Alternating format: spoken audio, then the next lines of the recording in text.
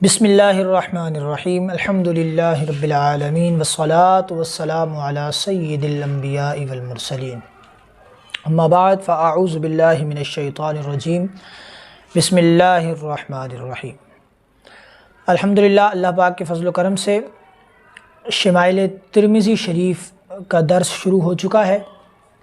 پہلا باب ہم شروع کرتے ہیں۔ اس باب کا نام ہے نبی کریم علیہ الصلوۃ والسلام کے خلق کے بارے میں، حضور کے حلیہ مبارکہ کے بارے میں بیان۔ مصنف نے جنہوں نے یہ کتاب لکھی ہے انہوں نے اس باب کے اندر وہ احادیث مبارکہ ذکر فرمائی ہیں جو حضور کے حلیہ مبارکہ پر دلالت کرتی ہیں۔ وہ احادیث جن میں حضور کا حلیہ مبارکہ ذکر کیا گیا ہے وہ احادیث بیان فرمائی ہیں۔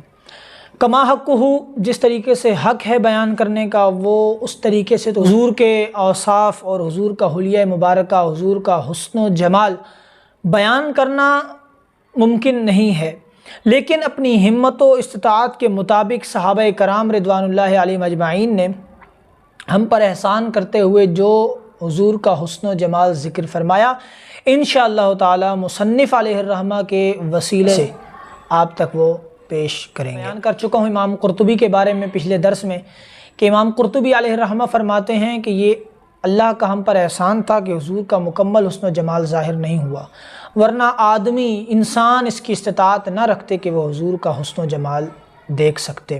حضرات صحابہ کرام رضوان اللہ علیہم اجمعین کا ہم پر احسان عظیم ہے کہ حضور کے علوم و معارف کے ساتھ ساتھ حضور کا ظاہری حسن و جمال بھی ہمارے سامنے بیان کیا انہوں نے، صحابہ کرام نے، تاکہ ہم اس کو سن کر حضور سے مزید محبت میں اضافہ کر سکیں۔ مقصد کیا ہے سننے کا؟ جب محبوب آنکھوں سے اوجھل ہو، دور ہو اور محبوب کو نہ دیکھا جاتا ہو تو پھر محبوب کے خد و خال اور ان کے گھر بار کا تذکرہ سن کر یا سوچ کر اپنے دل کو تسلی دے دی جاتی ہے کہ ہم حضور کے تذکرہ سن لیں، حضور کے معمولات سن لیں، حضور کے گھر بار حسن و جمال کا تذکرہ سن لیں۔ پہلی حدیث مبارکہ عرض کروں گا، حضرت انس بن مالک رضی اللہ تعالی عنہ سے روایت ہے۔ حضرت انس بن مالک جن کو خادم رسول اللہ صلی اللہ علیہ وسلم کہا جاتا ہے، ویسے تو تمام خادمین تھے، صحابہ کرام جتنے بھی تھے وہ سب حضور کے خادمین میں ہی تھے، لیکن یہ وہ خاص شخصیت ہیں کہ جن کی والدہ نے ام سلیم نے خاص طور پر انہیں حضور کی بارگاہ میں پیش کیا تھا کہ یا رسول اللہ یہ آپ کی خدمت کریں گے۔ 10 سال انہوں نے حضور کی خدمت کی ہے، انہیں خادم رسول کہا جاتا ہے۔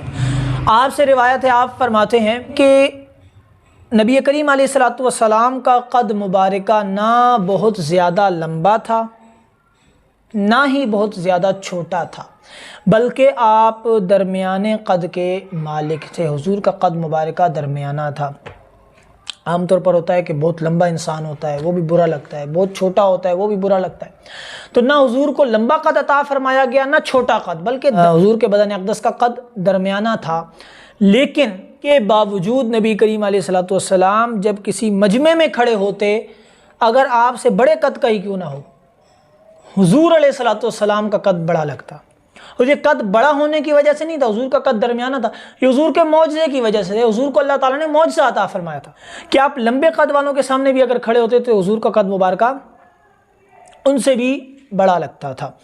یہ حضور علیہ السلام کے قد مبارک کا معجزہ ہے۔ اور پھر زلف مبارک کا تذکرہ فرماتے ہوئے حضرت انس بن مالک فرماتے ہیں کہ حضور کی زلف مبارکہ کے بال جو تھے وہ نہ زیادہ بالکل سیدھے تھے اور نہ ہی بہت زیادہ گھنگریالے تھے، بلکہ ہلکے سے گھنگریالے تھے، ہلکے سے پیچیدگیاں تھیں حضور کے بالوں کے اندر، ہلکے سے اور فرماتے ہیں کہ 40 سال کی عمر میں حضور نے اعلان نبوت فرمایا اور 60 سال کی عمر میں حضور وصال فرما گئے اس کتاب کے مطابق۔ لیکن امام بخاری فرماتے ہیں کہ دیگر احادیث کو اور دیگر روایات کو اگر دیکھا جائے تو زیادہ تر روایت جو ملتی ہیں وہ 63 سال کی عمر میں انتقال کی ملتی ہیں، 63 سال کی عمر میں حضور وصال فرما گئے تھے۔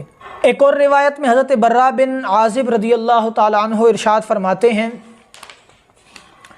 آپ فرماتے ہیں کہ نبی کریم علیہ الصلوۃ والسلام کے دونوں کندھوں مبارکہ کے درمیان کشادگی تھی، فاصلہ تھا۔ عام لوگوں میں کہ دونوں کندھوں کے درمیان جتنا فاصلہ ہوتا ہے اس سے زیادہ فاصلہ تھا۔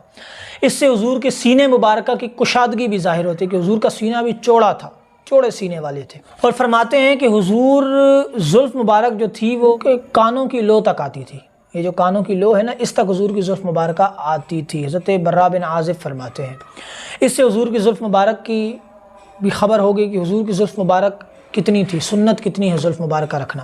آگے ایک اور حدیث آئے گی زلف مبارک کے حوالے سے۔ پھر آپ فرماتے ہیں کہ میں نے حضور علیہ الصلوۃ والسلام سے بڑھ کر کوئی حسین و جمیل کسی چیز کو آج تک نہیں دیکھا۔ یہاں ایک بات غور کرنے کی ہے کہ حضرت برا نے یہ نہیں فرمایا کہ میں نے تمام انسانوں میں سے سب سے زیادہ حسین و جمیل حضور کو دیکھا، نہیں، بلکہ آپ نے کیا فرمایا کہ میں نے تمام کائنات میں کسی چیز کو اتنا حسین و جمیل نہیں دیکھا جتنا حضور حسین و جمیل تھے۔ اس سے کیا ثابت ہوتا ہے کہ اگر وہ کہتے ہیں نا انسانوں میں سے، تو وہ ایک انسان خاص ہو جاتے ہیں، لیکن آپ نے یہ نہیں کہا کہ انسانوں میں سے، آپ نے فرمایا حضور علیہ السلام تمام کائنات میں تمام چیزوں سے حسین و جمیل تھے۔ طرف آ جاتے ہیں زلف مبارک کی طرف، تو ایک اور روایت کے اندر زلف مبارک کا تذکرہ کرتے ہوئے فرماتے ہیں، حضرت برا ہی اس کو روایت کرتے ہیں، کہتے ہیں کہ حضور کی زلف مبارکہ تھی وہ حضور کے کندھوں تک آتی تھی۔ یہ ایک اور روایت ثابت ہوگی، ایک اور سنت ثابت ہوگی حضور کی۔ تو اچھا، اب ان دونوں حدیث میں اختلاف نہیں ہے، مقصد کہ جی اس حدیث میں آتا ہے کہ حضور کے زلف مبارک کانوں کی لو تک تھی، یہ حدیث آ رہی ہے کہ کندھوں تک تھی۔ تو بال جو ہے نا وہ بڑھتے رہتے ہیں، بال ایک جگہ پہ رکتے نہیں ہیں۔ تو جب حضرت برا بن عازم یہ روایت کر رہے ہیں نا کہ حضور کی بال مبارک کندھوں تک تھے، یہ کہیں روایت نہیں آتی کہ کندھوں سے نیچے تھے۔ آج تو معاذ اللہ، بس اللہ پاک بچائے، لوگوں نے کندھوں سے نیچے نیچے عورتوں کی طرح بال رکھے ہوتے ہیں اور استغفر اللہ اسے سنت کا نام دے دیتے ہیں، جھوٹ باندھتے ہیں۔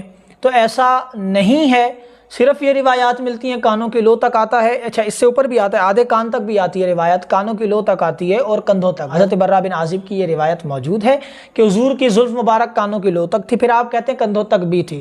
تو جب آپ نے دیکھی ہوگی کندھوں تک ہوگی، پھر حضور علیہ السلام نے کٹوا دی تو وہ کانوں کی لو تک ہو گئی، تو اس میں کوئی اختلاف نہیں ملتا۔ انشاءاللہ تعالیٰ اگلے درس کے اندر مزید ہم آگے بڑھتے چلیں گے اور حضور کے حسن مبارک کو مزید پیچیدگیاں کھولتے چلے جائیں گے، لیکن اگرچہ نہ میں اس کی استطاعت رکھتا ہوں نہ وہ اس کی استطاعت رکھتے ہیں علیہ الرحمہ جنہوں نے یہ کتاب لکھی، کوئی اس کی استطاعت نہیں رکھتا کہ حضور کا کما حقہ حسن مبارکہ حلیہ مبارکہ ذکر کیا جائے۔ صحابہ نے اپنی استطاعت کے مطابق بیان کیا، پھر ان کو سن کر حضرت نے اپنی استطاعت کے مطابق یہ کتاب لکھی، پڑھنے والوں نے اپنی استطاعت کے مطابق پڑھا، آگے بیان کرنے والوں نے اپنی استطاعت کے مطابق بیان کیا۔ یہ حضور کا حسن مبارکہ ہے۔ تو انشاءاللہ تعالیٰ اگلے درس کے اندر پھر حاضر ہوں گے اور مزید حضور کے حسن کی، حضور کے حلیہ مبارکہ کے بیان کو آگے بڑھاتے چلیں گے۔ وآخر دعوانا ان الحمد للہ رب العالمین۔